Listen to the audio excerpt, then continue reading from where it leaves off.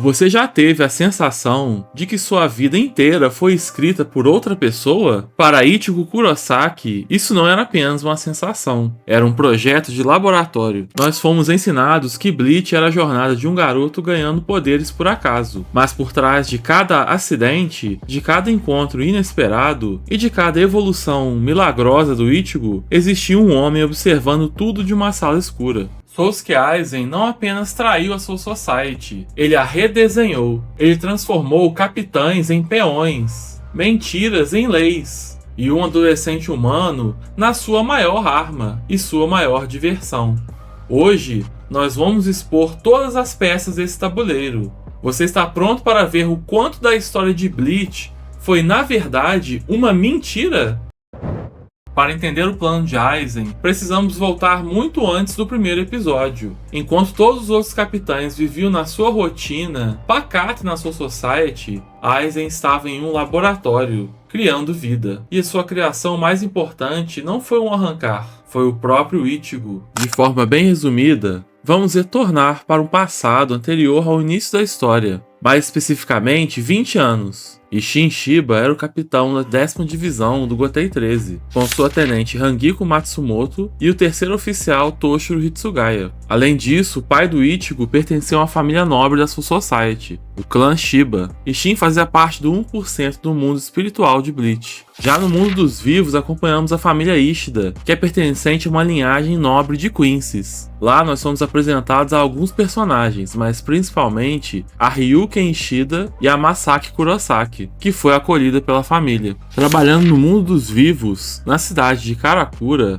Isshin foi chamado para combater Hollows. E é no momento em que Masaki está enfrentando um Hollow fortíssimo, é que esses personagens se encontram. Numa demonstração de coragem, ela se deixa ser atacada para eliminar o Hollow, mas isso teve consequências. Lembra do Hollow negro que atacou a mãe do Ichigo? Aquilo não foi um encontro aleatório. Aizen enviou White para o mundo humano com um propósito específico: infectar um Shinigami ou um Quincy. Quando o capitão Isshin Shiba interveio e Masaki o salvou, Aizen não ficou frustrado. Ele sorriu. Ele tinha acabado de criar a receita perfeita para o ser híbrido definitivo. Nesse momento é que a junção desses personagens, mais especificamente com o Isshin e o Ryuken, tentando salvar a Masaki, recorre a um comerciante conhecido por nós, Kisuke Urahara, e a solução envolve o Isshin sacrificar seus poderes Shinigami para manter o Hollow que habitava em Masaki sob controle. No futuro, Isshin e Masaki se apaixonaram e se casaram. Tiveram 3 filhos, mas o primeiro deles é especial e é o nosso protagonista de cabelo ruivo. Ele herdaria todos esses poderes, o do seu pai Shinigami, o de sua mãe Quincy e o do Hollow que infectou sua mãe. Toda vez que o Ichigo superava seus limites contra o Kenpachi ou o Byakuya, ele não estava apenas ficando mais forte, ele estava validando os dados de Aizen. Aizen precisava de alguém que transcendesse as barreiras entre as raças, porque ele mesmo planejava fazer o mesmo com o Hogyoku. O Ichigo não era só um herói da história, ele era o grupo de controle de um experimento científico que durou 20 anos.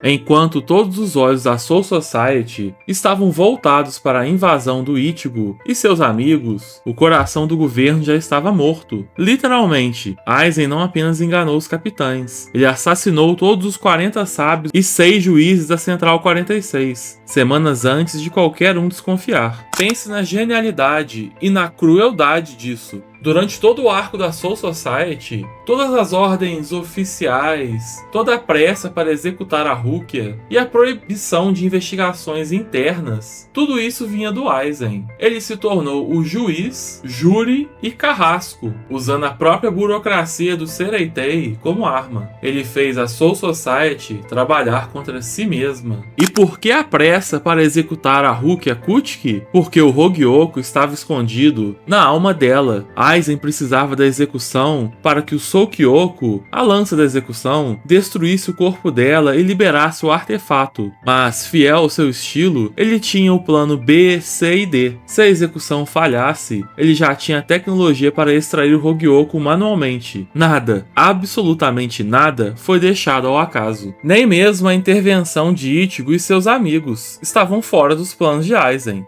Até essa questão ele calculou e sabia que a confusão causada o auxiliaria muito na sua trama de seu falso assassinato. A invasão dos Ryokas acelerou a execução da Rukia e permitiu a utilização das Zanpakutos e até das Bancais pelos capitães, o que causou um caos no Sereitei, o que era tudo o que o Aizen precisava para se revelar e fugir para o Recomundo com os outros traidores.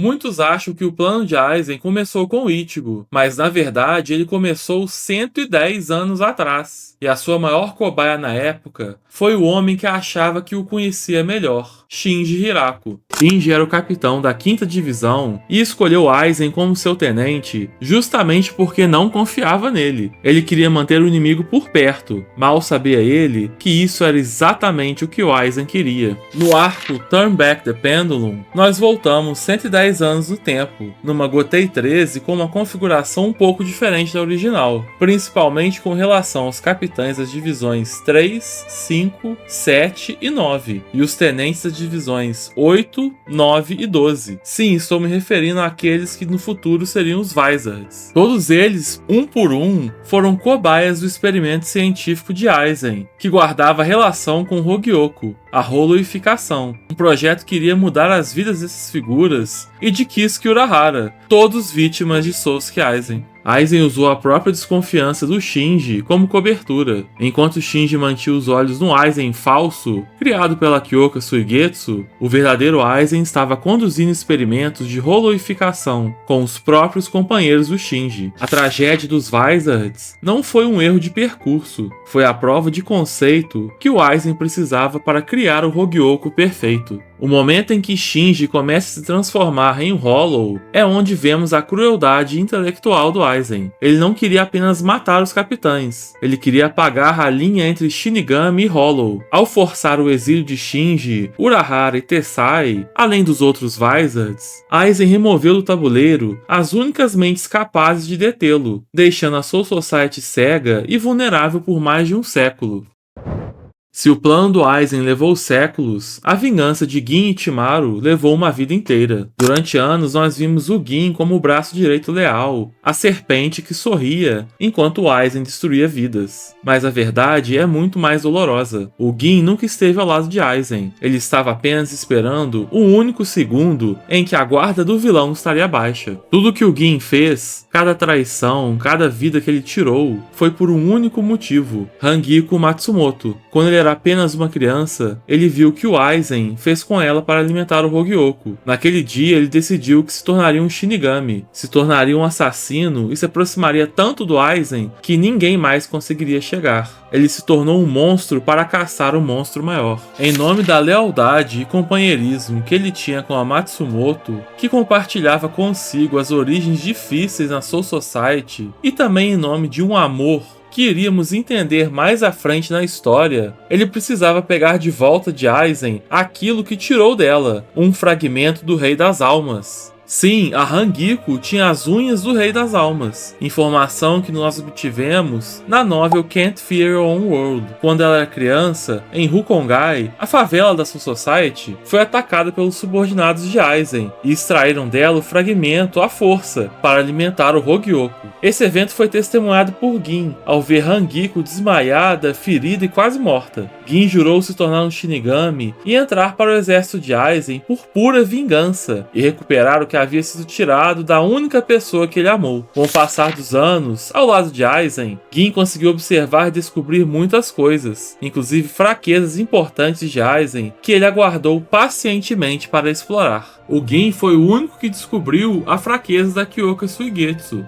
que seria tocar na lâmina antes da hipnose ser ativada. Ele guardou esse segredo por 100 anos. E quando ele finalmente atacou em Karakura, ele quase conseguiu. Ele arrancou o Hogyoku do peito de Aizen. Mas o que ele não percebeu, e o que torna o plano do Aizen tão aterrorizante, é que nessa altura ele já não precisava mais do Hogyoku. Ele já tinha se tornado um com o próprio artefato. Se amanhã você se transformasse em uma cobra e começasse a devorar humanos, se com essa mesma boca você me dissesse que me amava, Será que eu ainda conseguiria falar "eu te amo" da mesma forma que falo hoje? Chegamos ao momento final. Aizen transcendeu os Shinigamis e Hollows. Ele se tornou algo na história que ninguém jamais foi. Mas é aqui que o seu plano perfeito revela a sua maior falha. O Hokyoku não é apenas uma fonte de poder. Ele é um espelho dos desejos mais profundos do coração do seu mestre. E o que o Hokyoku viu no coração de Aizen não foi o desejo de governar. Foi o desejo de ser parado. Pense comigo, por que um homem que planejou cada segundo de 110 anos deixaria tantas brechas no final? Por que ele permitiu que o Ichigo ficasse tão forte? Ichigo sentiu isso quando suas espadas se cruzaram. Ele não sentiu maldade ou ambição na lâmina de Aizen. Ele sentiu uma solidão absoluta. Aizen era tão inteligente, tão poderoso, que não existia ninguém no mundo que pudesse vê-lo como um igual. Ele estava sozinho no topo do mundo, olhando para um trono vazio que ele mesmo desprezava. No fim, o Hokyoku não falhou com Aizen. Ele o atendeu. No momento em que Aizen sentiu medo ou dúvida diante do Mugetsu de Ichigo, o Hokyoku interpretou que ele não queria mais aquele poder. Ele o enfraqueceu o suficiente para que o selo de Kisuke Urahara, o único homem que Aizen admitiu ser mais inteligente do que ele, finalmente fizesse efeito. Aizen não foi derrotado apenas pelo poder bruto do Ichigo. Ele foi derrotado pela sua própria humanidade, aquela que ele tentou tanto descartar. A dúvida que fica nas nossas cabeças é se o plano de Aizen realmente era apenas para contestar as autoridades que ele reputava injustas, para ascender ao trono do Rei das Almas e construir um mundo à sua visão de justiça, algo que para sua filosofia era destinado àqueles corajosos e inteligentes o suficiente para não desperdiçarem seus ilimitados potenciais. Ele entendia que essas pessoas é que deveriam ocupar as posições de poder.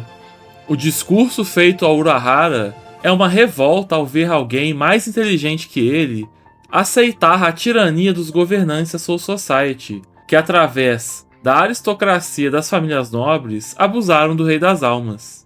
Mas na verdade era justamente por não se rebelar que o Urahara revelava sua superioridade intelectual sobre o Aizen, que é representada pela ausência do ego. Ou será que o Urahara também tem os seus próprios planos? E com relação à dúvida que me refiro, é se esse plano era apenas para contestar a Sociedade das Almas, ou se era para encontrar alguém que fosse o seu igual, que não existia e encerraria a sua solidão, a solidão do mais forte. E esse conceito é muito abordado em uma outra obra que veio muito depois de Bleach, onde o mais forte é o mais solitário. Sim, eu estou falando de Jujutsu Kaisen. E o Gojo também foi selado da mesma forma que o Aizen. Voltando para a história e avançando no tempo, muitos pensaram que Aizen, ao ser selado no Muken, deixaria de ser uma ameaça. Mas na Guerra de Sangue dos 1000 anos, descobrimos que ele nunca deixou de observar. Quando Yhwach, o rei dos Quincy, oferece a Aizen uma posição em seu exército, a resposta de Aizen é o ápice de sua filosofia. Ele prefere a escuridão eterna à servidão sob o comando de outro. Ele não queria apenas o poder, ele queria a liberdade do controle. Ver Aizen lutando ao lado de Ichigo não foi um ato de redenção, foi um ato de conveniência estratégica. Yhwach queria moldar o mundo à sua imagem, algo que Aizen sempre desprezou. Ao usar sua Kyoka Suigetsu para enganar o homem que podia ver o futuro, Aizen provou que sua mente ainda era a arma mais perigosa da Soul Society. Mas note o detalhe, ele não sorria mais, ele lutava com a calma de quem já aceitou seu papel como o mal necessário. E ao final da guerra, Aizen foi uma espécie de anti-herói, auxiliando de maneira fundamental o protagonista a vencer o vilão final. Após isso, Aizen foi preso novamente no Muken, para cumprir sua pena longuíssima. Mas como nós sabemos, não é como se ele não pudesse sair de lá. Ele só não quer fazer isso. Por enquanto, muitos anos se passaram, aproximadamente 15 anos, quando os últimos resquícios da Heiatsu de Yhwach ainda existiam no universo. E nós iríamos reparar que essa luta de proporções grandiosas ainda teve consequências terríveis das quais nem imaginávamos, criando talvez uma oportunidade do Aizen reaparecer nessa história.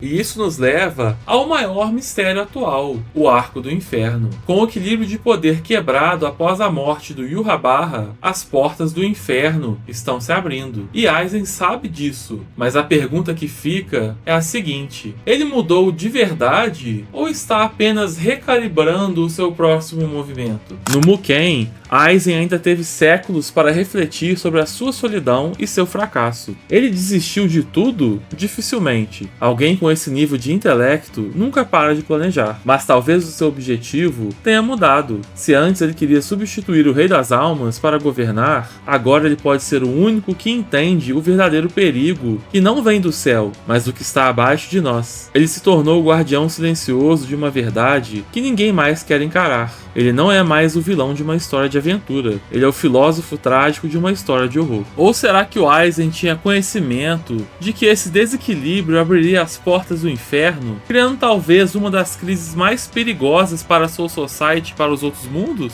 O que seria uma oportunidade de ele novamente ser requisitado como uma última esperança, o que lhe renderia uma outra saída do Muken, a oportunidade que ele estava tanto esperando, porque agora, com seu poder constantemente crescendo, ele estaria exponencialmente mais forte do que na guerra, com uma força suficiente para agora sim executar o seu plano? Será que tudo isso fazia parte do plano de Aizen também? Esse sim seria o maior plot twist do Arco do Inferno.